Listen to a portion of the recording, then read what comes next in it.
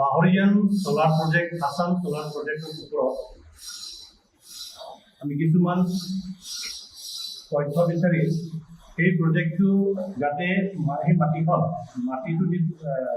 কেনেকৈ ছেভ হ'ব লাগে সেই বিষয়টো আমি বিতংকৈ ডিছকাছ কৰাৰ পাছত আমি কিছুমান চেলত কিছুমান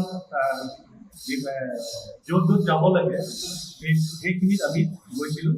প্ৰথমতে আমি ইউএনলৈকে আমি লেটাৰ দিছিলে যে এই পানীটো সুৰক্ষিত হ'ব লাগে, বচাব লাগে বুলি আমি গৈছিলোঁ। তাৰপিছত তেখেতে অক্টোবৰ 13 আৰু 14 ইউএনত প্লেচ কৰিছিলে। সেইটো প্লেচ কৰাৰ পাছত তেখেতে ইউএনৰ পৰা এটা ডাইৰেকশ্যন দিছিল যে ইণ্ডিয়া অফিচত প্ৰথমতে নেশ্যনেল অফিচতে আপোনালোকে দিব লাগে বুলি কৈছে যে national commission for schedule tribe তাতে আপোনালোকে কমপ্লেইন এটা দিয়ক বুলি কৈছিলে। তেতিয়া আমি প্ৰথমতে আমি নেশ্যনেল কমিশ্যনক দিছিলোঁ ছেপ্টেম্বৰ 1 তাৰিখে আৰু এডিবি ধৰক কমপ্লেইন কৰিব দিছে। এডিবি আমি 21 তাৰিখ অক্টোবৰ 21 তাৰিখত কমপ্লেইন কৰিছোঁ। 21 তাৰিখ অক্টোবৰ কমপ্লেইন কৰাৰ লগে লগে এতিয়া এডিবিয়ে ডাইৰেক্ট ফিলিপাইন্সৰ পৰা আমাক লৈ ভিডিঅ' কনফাৰেন্স এটা কল কৰিছিলে।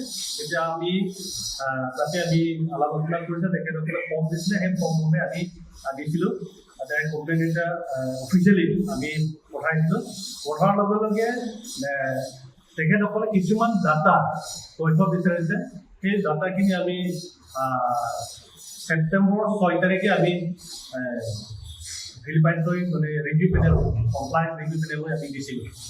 তেখেতসকলে সেই গোটেইখিনি ডকুমেণ্ট চেক কৰাৰ পাছত তেখেতসকলে 22 জানুৱাৰীয়ে এটা ৰিপৰ্ট দিছিলে। সেইটো ৰিপৰ্ট দিছিলে যে আপোনালোকে যিমানখিনি কমপ্লেইন কৰিছিলে আৰু যিমানখিনি আপোনালোকে তথ্য দিছিলে সেই তথ্যৰ বাবে আপোনালোকে কমপ্লেইনটো এলিজিবল বুলি কৈছিল। কিন্তু আপোনালোকে ইণ্ডিয়া এডিবি অফিচত কমপ্লেইন লোৱাৰ কাৰণে আমি 181 আপোনালোকে ৰুলটো ব্ৰেক কৰিছে। গতিকে সেইটো ব্ৰেক কৰাৰ কাৰণে এইটো এলিজিবল বুলি ক'লে, আদাৰৱাইজ এলিজিবল বুলি এটা ৰিপৰ্ট এটা এইটো আপোনালোকে এডিবি CRB ৱেবছাইটত গ'লে পাই যাব এই ৰিপৰ্টটো। গতিকে ৰিভিউ তাতে আছে। তাৰপাছত আমি কৈছিলোঁ নহয়, we have already complain to the ADB India office আছে। সেই এৰিয়া অফিচটো আমি অলৰেডি দিয়া হৈছে। তেতিয়া কপিটো আমি হোৱাটছএপ কৰি দিছে। তেতিয়াহ'লে দেখিলে তেতিয়াহ'লে আপোনালোকে কমপ্লেইন কৰিছে, কিয় আপোনালোকে আগতীয়াকৈ দিয়া নাই? ঠিক আছে, আপোনালোকে ৰিভিউ মানে কি ৰিভাইজ কমপ্লেইন আকৌ কৰি দিয়ক বুলি কৈছে। আকৌ ফেব্ৰুৱাৰী 1 তাৰিখ আমি আকৌ ৰিভাইজ কমপ্লেইন কৰিলে। কৰাৰ লগে লগে তেখেতসকলে আমাক এটা ভিডিঅ' কনফাৰেন্স মিটিং কল কৰিছে। সেই কলত যে কৈছিলে যে আপোনালোকে ডকুমেণ্টটো দিব নালাগে, প্ৰিভিয়াছ ডকুমেণ্ট যিটো জমা দিছিলে আপোনালোকে ছাবমিট কৰিছে সেইটোৱে ছাফিচিয়েণ্ট আছে। গতিকে এতিয়া আমি ফিজিকেলি আমি ইনভেষ্টিগেশ্যন আহিম। কৈকেলি তেখেতসকলে মাৰ্চ 18 আৰু 19 তাৰিখে ছাইডত সিহঁতে ভিজিট কৰিছে। সেই ছাইডত ভিজিট কৰাৰ পাছত তেখেতসকলে একচুৱেল ইফেক্টেড যিটো ফেমিলি তেখেতসকলৰ লগত আলাপ আলোচনা কৰি ডিছকাছ কৰিছে, ইণ্টাৰেকশ্যন কৰিছে। সেই তথ্যখিনি লৈ জাগা চাই লৈ গ'ল, গোটেই ভিউটো লৈ গৈছে। সেই ৰিপৰ্টটো এতিয়া মে 20 তাৰিখে দিয়া কথা আছিলে, কিন্তু ব'ৰ্ড মানে ব'ৰ্ড অফ ডাইৰেক্টৰৰ পৰা এই ৰিপৰ্টটো এতিয়ালৈকে অহা নাই বুলি ক'লে।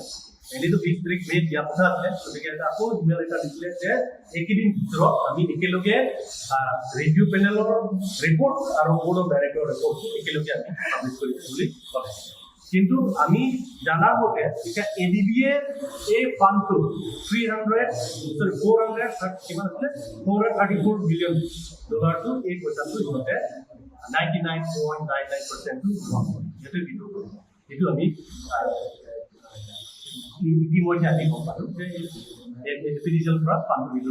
কিন্তু এপিডিচিএলে আকৌ কৈছিলে যে আমি এডিবিৰ পৰা প্ৰপাৰ ফাণ্ড নাপালেও আমি প্ৰজেক্টটো কৰিমেই বুলি আকৌ এটা ৰিপৰ্টো পাইছোঁ। গতিকে এপিডিচিএলে কেনেকৈ কৰিব? সিহঁতৰ টকা থাকিলেহে কৰিব পাৰিব। সিহঁতে ৱৰ্ল্ড বেংকত লগ কৰিব বিচাৰিছে, কিন্তু ৱৰ্ল্ড বেংকো এইটো নিদিব এই প্ৰজেক্ট। কোনোবা নহ'লে প্ৰাইভেট ছেক্টৰত দিব লাগিব, আম্বানী আদানী এনেকুৱাৰ পৰাহে সিহঁতে টকা আনিব লাগিব। গতিকে এছিয়ান ডেভেলপমেণ্ট বেংক যিটো ৰোল সেইটো ৰোলটো সিহঁতে ধৰি ৰাখিছে।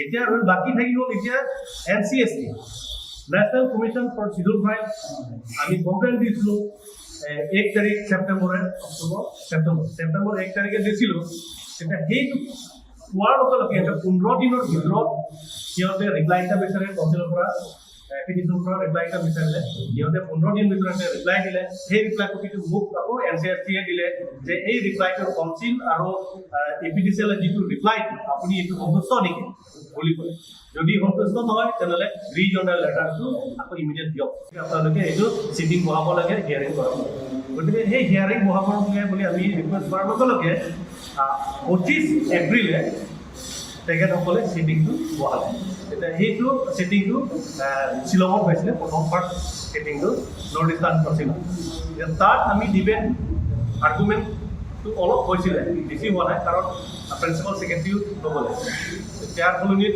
সমাজ ৰাজেশ্বৰ তেৰাং ছেক্ৰেটাৰী তেখেতে গৈছিলে তেতিয়া আমি তাক ডিছকাছ কৰাৰ পাছত সেই মাইনৰিটিটো 16 মে'য়ে দিলে 16 মে'য়ে মাইনৰিটিখন দিলে আৰু ইয়াত আমি যিবিলাক কৈছিলোঁ সেই ডিটেইলছ লিখা আছে কাউন্সিলে কি দিছিলে APDCL কি দিছিলে সেই গোটেই মাইনৰিটি দিয়াৰ পাছত লাষ্টত কমিশ্যনে কৈছিলে যে এই তথ্যবিলাক বিচাৰিছে যে আপোনালোকে ভিলেজ ৱাইজ 23 ভিলেজ আছে তাৰে ভিলেজ ৱাইজত কোনটো ফেমিলিত ইফেক্ট হৈছে কিমান মাটি গৈছে এই গোটেই ডিটেইলছ লাগে নম্বৰ 1 নম্বৰ 2 আকৌ ক'লে যে মাটি আপোনালোকে লৈছে কম্বিনেশ্যন এক মতে